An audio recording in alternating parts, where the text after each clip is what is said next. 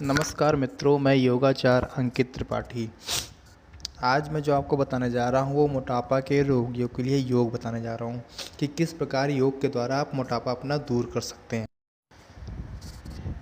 ये आज की सबसे सामान्य समस्या हो गई है। पुरुषों की अपेक्षा महिलाओं में ज़्यादा ये प्रभावित है। मुख्यतः पुरुष की लंबाई 4 इंच, महिलाओं की लंबाई 6 इंच किलो वजन समान भार श्रेणी मानी गई है। 5 किलो कम या ज़्यादा को नियंत्रण रेखा में रखते हुए हैं, परंतु इससे अधिक भार मोटापा को दर्शाता है। जैसा किसी पुरुष की लंबाई 5 फीट 6 इंच की है तो कुल इंच 66 हुए, इसमें 4 घटाएं अर्थात 5 फीट 6 इंच की लंबाई वाले पुरुष के लिए 62 किलो वजन आदर्श माना गया है। उसी तरह महिलाओं की लंबाई में से 6 घटाएं यानी 5 फीट 6 इंच की महिला के लिए 60 किलो वजन आदर्श माना गया है। मोटापा आजकल बचपन में भी देखने को मिलता है। इसकी 2 वजह है। पहला, थायराइड ग्रंथि का असंतुलन, दूसरा आनुवंशिकता। महिलाओं में ये समस्या प्रथम प्रसव के बाद देखने को मिलती है। इसकी वजह है अनियमित दिनचर्या और अनियंत्रित खान पान।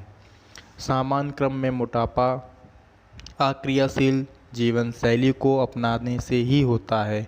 मनोवैज्ञानिक इसे तनाव जनित समस्या भी मानते हैं, जबकि योग व आयुर्वेद इसे तमोगुण की प्रधानता के रूप में स्वीकार करता है।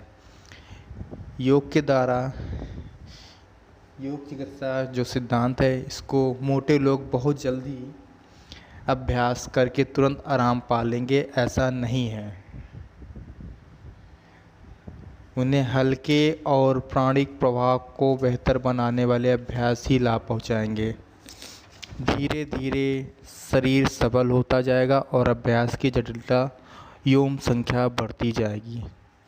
अभ्यास में आपको आसन में क्या करना है, आसन में आपको संधि संचालन करना है। जैसा कि मैंने इससे पहले की वीडियो को आपको उसमें सारा संधि संचालन के अभ्यास आपको मैंने बता रखा है, लेकिन मैं आपको फिर से बता दे रहा हूँ कि संधि संचालन में आपको अभ्यास कौन कौन से करने हैं और किस तरह से करने हैं। पहला आपका अभ्यास जो है वो आपका संधि संचालन में आपका आता है पादांगुली नमन। दोनों पैरों को सामने की ओर फैलाकर बैठें, हाथ को पीछे सहारा देने के लिए रखें। पैर की उंगलियों को मोड़ना और खोलना शुरू करें। केवल उंगलियां ही मुड़ेगी, ध्यान रहे, केवल उंगलियां ही मुड़ेगी। श्वास प्रश्वास तालमेल के साथ श्वास छोड़ते हुए सामने की तरफ, श्वास लेते हुए अपनी तरफ 5 बार करेंगे। केवल उंगलियां ही मुड़ेगी। पंजा स्थिर, टखना स्थिर, केवल उंगलियों में ही गति होंगी।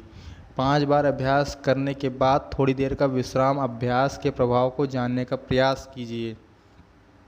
हल्की खिंचाव, हल्की पीड़ा महसूस करने का प्रयास कीजिए।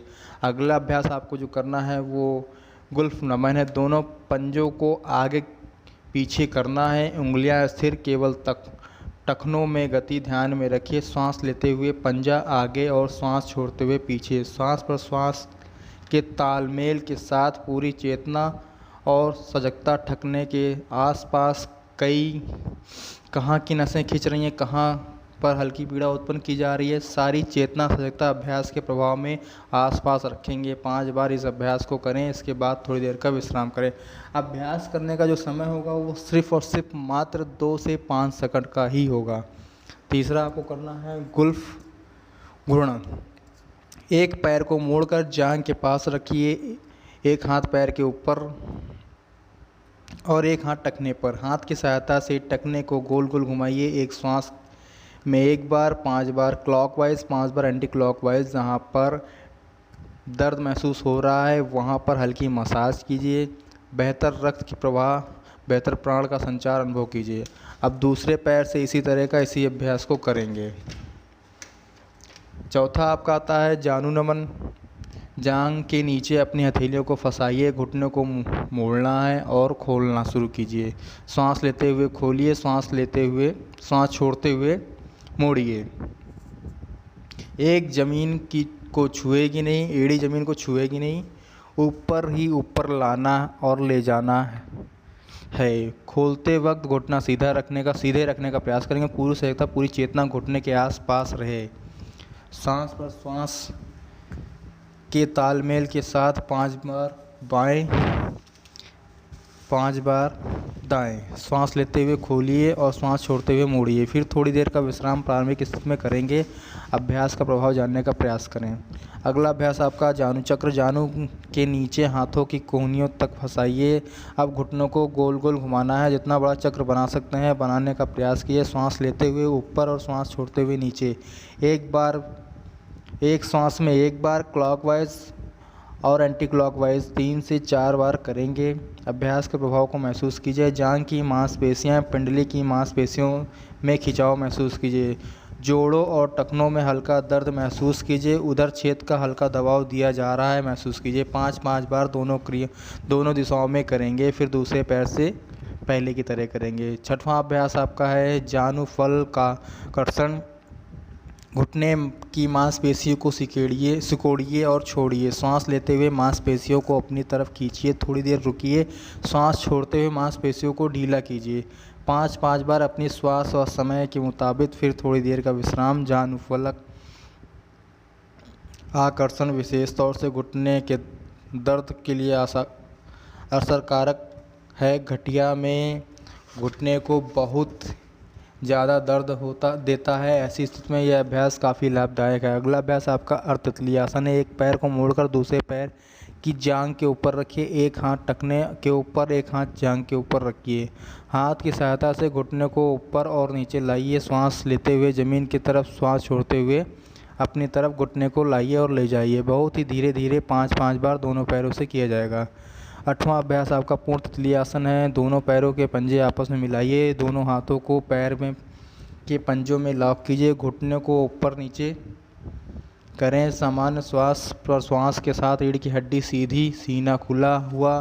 तेज़ी से ऊपर नीचे पैर को खींचिए। फिर थोड़ी देर का विश्राम कीजिए। अगला अभ्यास आपका सोनी चक्र। अर्ध तितली की अवस्था में बैठिए। एक हाथ घुटने के ऊपर, घुटने को गोल गोल घुमाइए। श्वास लेते हुए ज़मीन की तरफ, श्वास छोड़ते हुए अपनी तरफ क्लॉकवाइज, एंटी क्लॉकवाइज। फिर दूसरे पैर से इसी तरह। अगला अभ्यास आपका आता है वज्रासन। अगले अभ्यास के लिए वज्रासन बैठिए। जहाँ तक संभव हो सके रीढ़ की हड्डी सीधे रखने का प्रयास करें। यदि वज्रासन ज़्यादा देर तक संभव ना हो सके तो किसी भी आरामदायक आसन में बैठिए, परंतु ध्यान रहे रीढ़ की हड्डी सीधी रखेंगे। अगला अभ्यास आपका मुष्टिका बंद।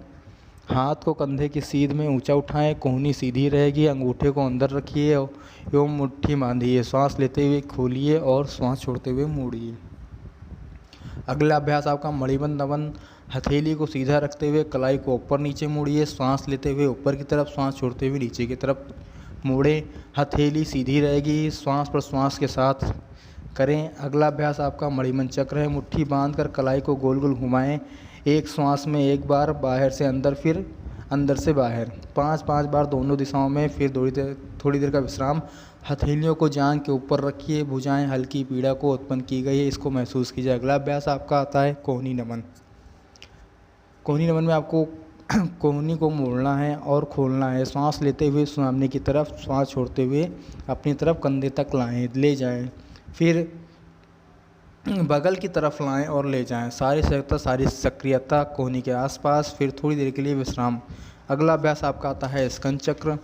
स्कंद चक्र में आपको उंगलियों को कंधों पर रखिए। कोहनियों को स्कंद के से गोल गोल घुमाइए। स्कंद सिर्फ कंधा ही घूमेगा। श्वास लेते हुए सीने और हाथों को फैलाइए। ये श्वास छोड़ते हुए कोहनियों को मिलाइए। श्वास लेते हुए पीछे, श्वास छोड़ते हुए सामने की ओर। 5-5 बार पीछे से आगे की ओर, आगे से पीछे घुमाइए। पूरी चेतना, पूरी सजगता कंधों के आसपास। फिर थोड़ी देर का विश्राम करें। अब तक किए गए अभ्यास के प्रभाव को जानने का प्रयास करें। अगला अभ्यास आपका आता है ग्रीवा संचलन। श्वास लेते हुए गर्दन पीछे, श्वास छोड़ते हुए गर्दन सामने की तरफ धीरे धीरे घुमाइए। गर्दन में मूवमेंट दीजिए। ध्यान रहे गर्दन की नसें नाजुक होती हैं। कहीं पर ज़्यादा दबाव न पड़े, कहीं कोई ज़्यादा ना खींच जाए। समान गति में गर्दन आगे पीछे ही करेंगे। फिर साइडवेज, जैसे बगल झाँकने जैसा देखिए। श्वास लेते हुए पीछे, श्वास छोड़ते हुए आगे। 5-5 बार थोड़ी देर का विश्राम करें। अब तक के अभ्यास के महसूस कीजिए, पूरी शरीर ऊर्जान्वित, पूरा शरीर सक्रिय, बेहतर प्राण का संचार अनुभव कीजिए, सक्रियता चेतनता महसूस कीजिए। ये संधि संचालन का आपका जो अभ्यास है ये समाप्त हुआ। संधि संचालन इसी में आसन में आपको करना है। इसके साथ साथ संधि संचालन कर लेने के बाद आपको करना है सूर्य नमस्कार, कम से कम 5 से 7 चक्र करने हैं, जो कि मैंने इससे पहले की वीडियो में सूर्य नमस्कार की वीडियो आपको दिखा दी है सारे आसन के साथ। उसके बाद फिर आपको शवासन में लेटना है कम से कम 10 मिनट तक। फिर आपको तत्पश्चात प्राणायाम की क्रिया करनी है। प्राणायाम में आपको सबसे पहले करना है प्राणायाम में नाड़ी शोधन। नाड़ी शोधन कैसे करेंगे ये भी मैं आपको बता दे रहा हूँ। सारी क्रिया के बारे में मैं आपको बता दे रहा हूँ कि कैसे क्या करना है। आपका नाड़ी शोधन करने की क्रिया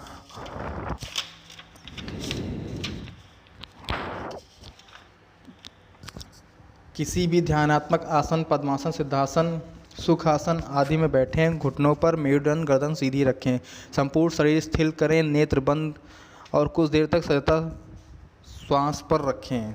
सजगता का मतलब ध्यान आप अपने श्वास पर ही रखें। दाएं हाथ की तर्जनी मध्यमा को भूमध्य पर रखें तथा अंगूठे को दाईं नासिका तथा अनामिका को बाईं नासिका की ओर रखें।